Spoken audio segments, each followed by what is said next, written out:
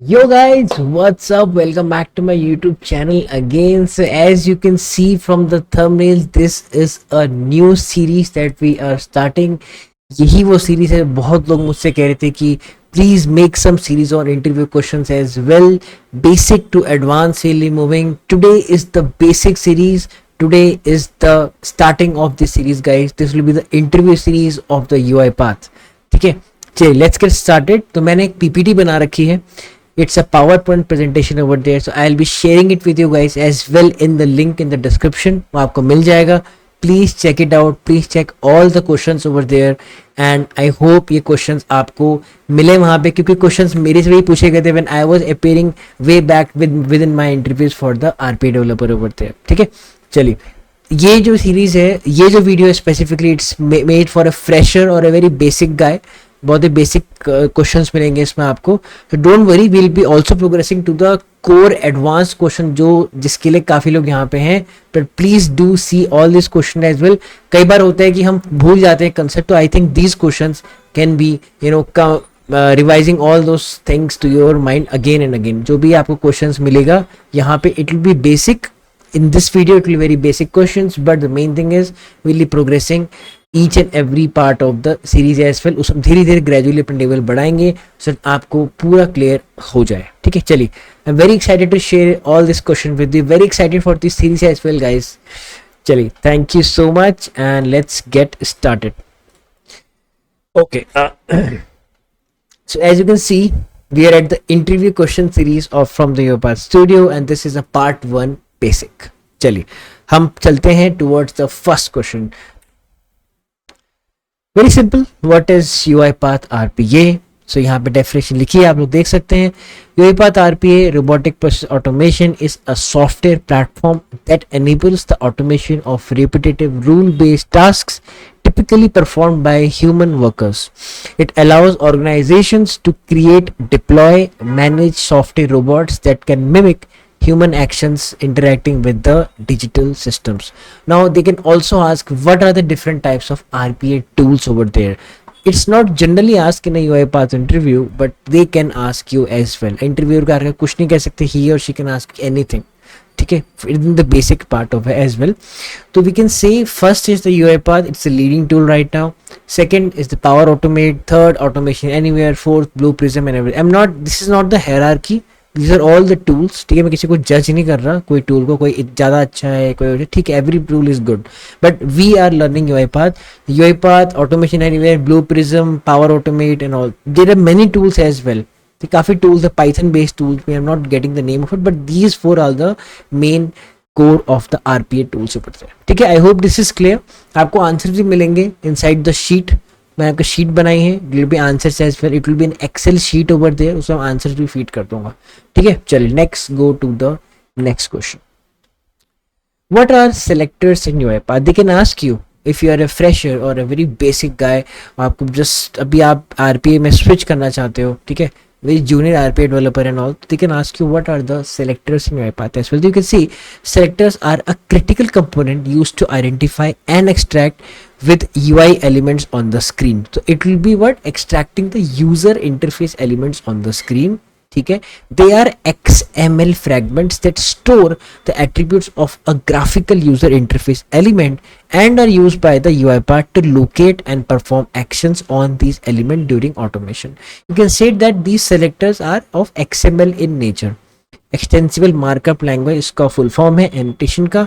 ठीक है, you can say that इसका जो structure होता है वो XML format का होता है, and ये 2 टाइप के होते हैं, partial and full selectors. ठीक है, okay, I hope this is very clear.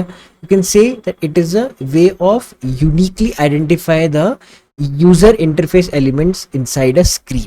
कोई भी एक ऐप है या कोई वेब बेस्ड ऑटोमेशन है या वेब बेस्ड कोई आपका ब्राउजर में आप कुछ ऑटोमेट कर रहे हैं, तो you can say that it will be uniquely identifying the user interface elements over there in a screen. Simple. ठीक है, ग्राफिकल GUI जो भी ऑब्वियसली इट्स अ GUI है, हम उसे देख सकते हैं.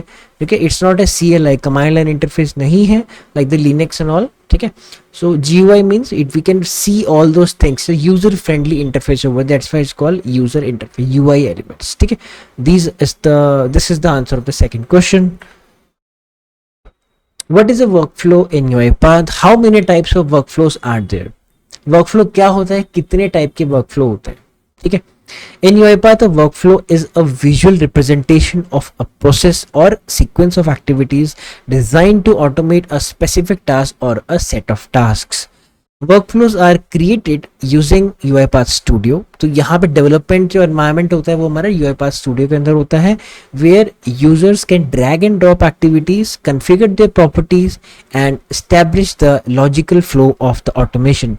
ठीक है, तो it's very simple to drag and drop all the activity. जितने हमने प्रोसेसेस यहाँ पे किए हैं, जो भी एक्सप्लेनेशन, जितने वीडियोस अभी तक आए हैं हमारे, उसमें आपने देखा होगा वी हैवंट कोडेड एनीथिंग. कोई कोडिंग हमने नहीं लिखी है. सब स्ट्रिंग मेथड, स्ट्रिंग मैनिपुलेशन वो उतना चलता है, but the main thing is to define the core code. जैसे हम पाइथन में कोडिंग करते हैं या हम .NET के अंदर कोडिंग करते हैं, वो यहाँ नहीं. Everything is done in the background. Just have to drag and drop the activities and the rest will be done in the background. It uses Microsoft VB.NET language. ठीक है, .NET का latest framework है, it uses that. Visual Basic language use होते हैं यहाँ पे. The framework is .NET. ठीक है. Different type of workflows are sequence, state machines, flowcharts and global exception handler over there. So these are the different type of workflows in UiPath. मैंने अभी I think इसके पहले वाले video में आपको बताया भी था that कितने टाइप के workflows होते हैं यहाँ पे हमने. ठीक है, चलिए, this is the third question over there. Okay, fourth question is they can ask you what are exceptions in UiPath and how do you handle them. ठीक है, UiPath में exceptions क्या होते हैं और उनको handle कैसे करते हैं हम लोग. In UiPath, exceptions are events that disrupt the normal flow of execution in a workflow. They typically occur due to unexpected conditions such as missing files, invalid data, application errors or connectivity issues. ठीक है, handling exceptions effectively is crucial for creating robust and reliable automation processes. We can handle exceptions in UiPath using try catch activity. आपको बता रखा है in depth, throw, rethrow, retry scope and GEH. इसके बारे में हम बाद में पढ़ेंगे, ग्लोबल एक्सेप्शन हैंडलर क्या होता है. ठीक है, चलिए, आई होप आपको ये पार्ट समझ में आया होगा कि भाई अगर हमारे पास कोई अनएक्सपेक्टेड कंडीशन, जैसे कोई फाइल मिस है, तो we can put that specific जो रीड वाली एक्टिविटी है, we can put it inside a try block. Obviously कोई एरर आएगी तो directly will go to the catch block. अगर कोई एरर नहीं आएगी तो directly go to the finally, अगर वो है वहाँ पे. It's a type of optional block also, try catch finally block. ठीक है, TCF कहते हैं इसको जनरली हम लोग. इनवैलिड डेटा, को डेटा है वो इनवैलिड है, मतलब वो डेटा टाइप है वो नहीं होना चाहिए था वहाँ, वो भी एक टाइप का एक्सेप्शन है.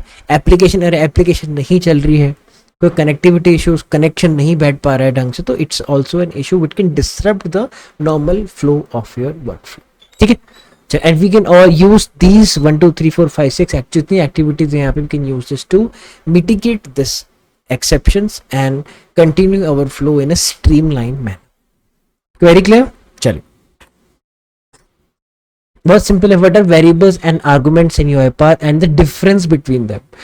ये देखिए गाइस, ये आपको लग रहा होगा कि बहुत बेसिक क्वेश्चंस बता रहे हैं जय यहाँ पे, but the main thing is this is a very basic questions for a very basic guy. ये जो फ्रेशर है उसके लिए है ये वाली वीडियो. अभी ये वाला स्पेसिफिक वीडियो उसके लिए है. We will be gradually increasing our level in the time, coming time. ठीक है, एंड उस पर हम आपको और एडवांस क्वेश्चन कराएंगे जो एक अच्छे लेवल के क्वेश्चन होते हैं. Will also including some link queue queries over here as well. वो भी सीरीज शुरू होने वाली है मेरी अभी, डोंट वरी. ठीक है, चलिए, what are variables and argument with difference between them. आपको पता है guys, variables are used to store data that can be used within a particular workflow. मैं एक वर्कफ्लो के अंदर वेरिएबल डिफाइन करूंगा, I can't use it in a different workflow. To use that, to use this type of functionality, will have to create an argument over there. ठीक है, arguments are used to pass data into and out of workflows. अंदर आ सकता है data और workflow से data बाहर भी जा सकता है. They enable communication between different workflows such as passing a data from a main workflow to a sub workflow or vice versa. ठीक है, आपके मेन में आपको कोई आपका सब वर्कफ्लो है that you have to call inside a main. ठीक है, you have to use invoke workflow file activity and all and vice versa. तो उसके अंदर आर्गुमेंट्स आप पे कॉल ऑटोमेटिक हो जाते हैं. न्यूज का स्ट्रक्चर बना है इन वो वर्कफ्लो फाइल एक्टिविटी का, सबने नोटिस किया होगा. I hope you are upgrading your dependencies over there by going inside the manage packages and create and updating your dependencies. ठीक है, उससे क्या होगा, फ्लो चार्ट में कई बार चेंजेस आए हैं आपके, देख सकते हैं. You can check it out also. Flow chart has been change as well. ठीक है, and invoke workflow file has been change as well. थोड़ा सा उसका GUI और अच्छा बनाया उन लोगों ने. There are 3 different types जो arguments in, out and in out. ठीक है, IO लिखते हैं, कई बार मैं उसको इनपुट आउटपुट बोल देता हूँ. ठीक है, बट इट्स इन आउट. चलिए, this is question number 6. Explain the difference between attended and unattended robots in UiPath. Pretty basic, but we'll learn it. Attended robots designed to work alongside a human, helping with tasks that require human intervention. It will be working just as a human assistant over there. ठीक है, it will be assisting humans. मतलब आपको human का input उसमें लगेगा. Human will be attending the robot. Simple. ऐसे याद रखोगे, नहीं भूलोगे कभी भी. Attended robots जिनको attend किया जाता है. मैं बोलूँगा यार मुझे attend करो कोई. Someone please attend me. मतलब someone will be what attending है, मतलब किसी को मेरी requirement है, मेरे को किसी की requirement है तो कोई मुझे attend करेगा, कोई मेरे से बात करेगा या कोई मेरी प्रॉब्लम सॉल्व करेगा. There is a interaction between the human and the robot over there. ठीक है, design to work alongside a human helping with task that require human intervention. ठीक है, कुछ इनपुट डायलॉग जैसे आपने एक्टिविटी वहाँ प्रेस कर अगर लगा रखी तो to be asking the user the input, asking the user to provide the input over there as well. हम प्रोवाइड करेंगे, उसके बाद जाके वो अंदर इंजेस्ट करेगा अपने जो भी वर्क फ्लो अंदर जाके, तो it can be like that as well. ठीक है, अनअटेंडेड रोबोट्स क्या होंगे? Design to run autonomously in the background without human intervention, ideal for automatic back office tasks. मतलब बैक ऑफिस टास्क में जिसमें हमें ह्यूमन का इंटरवेंशन की कोई जरूरत नहीं है, उस टाइप के रोबोट्स को हम अनअटेंडेड रोबोट्स कहते हैं. यहाँ पे you can say for example if you are extracting some data from a PDF, generating you can say an email over there, email आप सेंड कर रहे हो किसी को. ठीक है, या कोई रिपोर्ट जनरेट कर रहे हो, रिपोर्ट सेंड कर रहे हो, एग्जाम्पल लाइक दैट. ठीक है, this will be coming under unattended robot. जो बैक ऑफिस टास्क है उनके अनअटेंडेड, लॉन्ग रनिंग प्रोसेस है, उनके लिए हम अनअटेंडेड रोबोट यूज कर सकते हैं, including with the persistence activity as well. We can combine all this. मैं आपको आगे बताऊंगा क्या होता है. ठीक है, चलो question number 7. Difference between the read PDF text and read PDF with OCR activity. What is the main difference between these two? Let's see. Read PDF text activity क्या करेगी? Best suited for PDF files that contain selectable text. मतलब अगर आपके पास कोई PDF file है, you can select the text over that will be a type of what? A native PDF. ठीक है, meaning the text is not a part of image. मतलब image नहीं है वो. जिससे हम इमेज क्या होगा जब हम इमेज उसे करेंगे, like when we will be selecting the text, we can't select the image, we just have to copy that whole image. For example, there is an image and उसके अंदर name, address, salary, etc. जो भी बहुत सारे चीज़ लिखे एक employ की, but you can't select each and every name और की वैल्यू पेयर आप सेलेक्ट नहीं कर सकते हो. But if it's a text you can select. तो read PDF text will be best suited for this type of PDF which will be including what normal text, not the images. ठीक है, also called as native PDFs. ठीक है, is not a part of an image and can be highlighted or copied as well. native PDF से हम use कर सकते हैं. read PDF with OCR activity क्या करेगा? OCR क्या होता है? Optical character recognition technology. आपने बहुत पहले इन योर कंप्यूटर साइंस पढ़ा होगा. There was a OCR pen over there which will be throwing a laser at to a book, and book से जो भी डेटा था, जो भी जहाँ पे वो लेजर जाएगी वहाँ का डेटा आपके इसमें आया जाता, क्या कहते हैं, आपके सिस्टम पे आया जाता है. राइट, बहुत पहले हमने सब कंप्यूटर साइंस में पढ़ा हुआ है, बहुत पहले. Right, so this is OCR technology. It has been enhanced in 2000 now. Optical character recognition. ठीक है, it is what it is reading the technology with the help of some lasers and everything, and this is that pen, जो pen की बात कर रहा हूँ, जो pen होता है बहुत पहले से, OCR पेन कहते हैं उसको. राइट, so OCR टेक्नोलॉजी ये होती है. Use for PDF files where the text is embedded within images. मैंने आपको बताया था इमेज है, उसके अंदर टेक्स्ट है, it is being embedded. You can't select the text from an image. वहां पे हम OCR यूज करेंगे so that it can detect the data inside the image and we can extract all the data with the help of read PDF with OCR activity. And these type of इसे पूरा पढ़ते हैं. Use for PDF files where the text is embedded within images such as scanned documents. को scan कर रखा है अपना document, screenshots, image based PDFs, and all these type of PDFs will be also called as scanned PDFs. ठीक है, native and scan PDF में I hope आपको difference समझ में आ गया होगा. This will be used a lot in DU projects, document understanding projects, इसमें बहुत काम आएंगे. ठीक है, नेक्स्ट क्वेश्चन की तरफ चलते हैं. That will be question number 8. What is invoke workflow activity and how it's used in the studio? क्या होता है invoke workflow activity, कैसे हम उसे यूज करते हैं.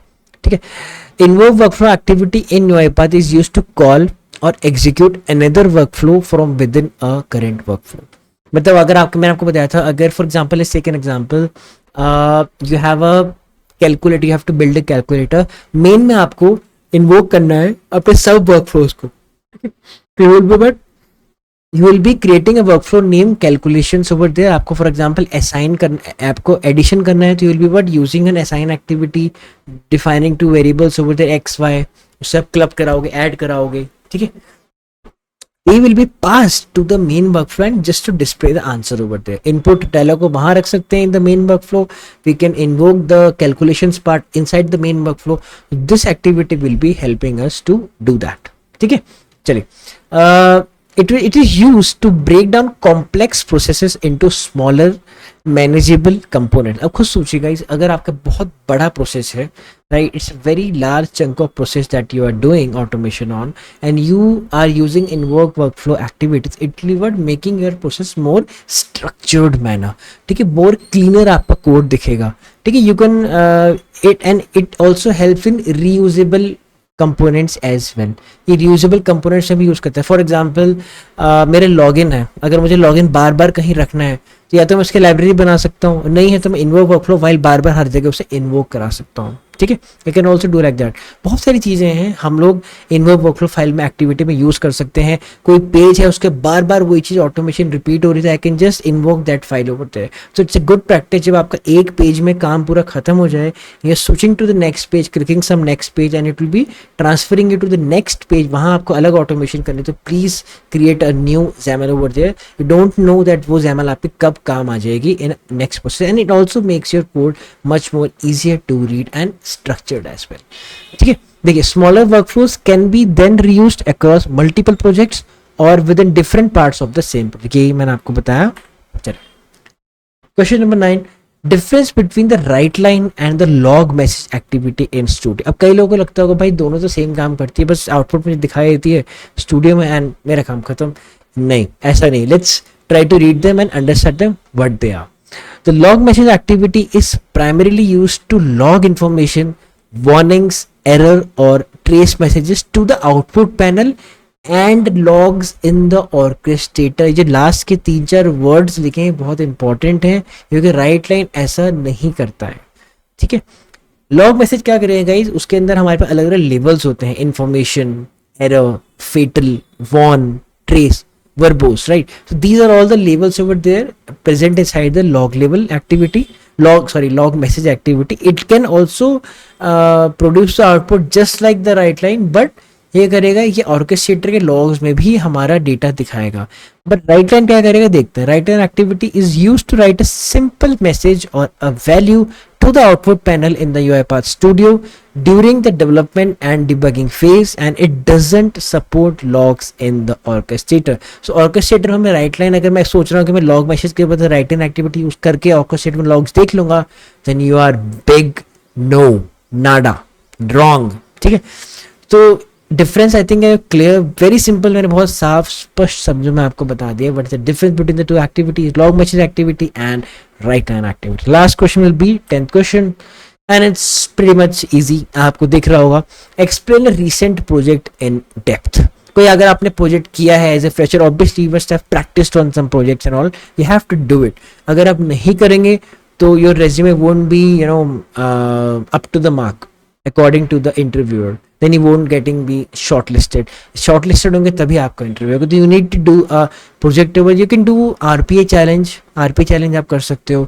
You can do some Acme projects as well. Acme UiPath के projects हम कर सकते हैं. We can do that as well. If you need any help regarding the projects, basic level है, मैं आपको बता दूं, तो please ping me in the comments. I'll be more than happy to assist you with your UiPath journey in the interview section. ठीक है, तो guys ये थे आपके 10 क्वेश्चंस बेसिक जो पूछे जाते हैं, जनरली इन्हीं के आसपास घूमता है.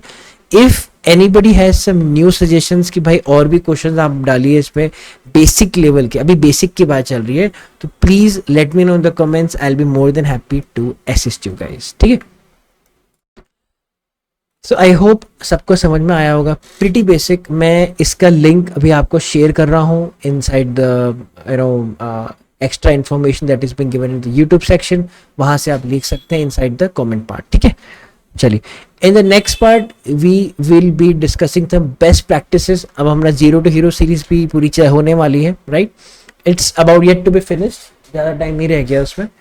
So we'll be continuing that and we'll be seeing some important 10 or 15 questions regarding the Qs as well in that series. But ये मेरी इंटरव्यू सीरीज का फर्स्ट चैप्टर था गाइस, ठीक है। थैंक यू सो मच, आप लोग इतना support करते हैं मुझे, you are seeing my videos, you are commenting, you are asking me all those question that I want, ठीक है। चलिए guys, happy automation, thank you so much and keep learning.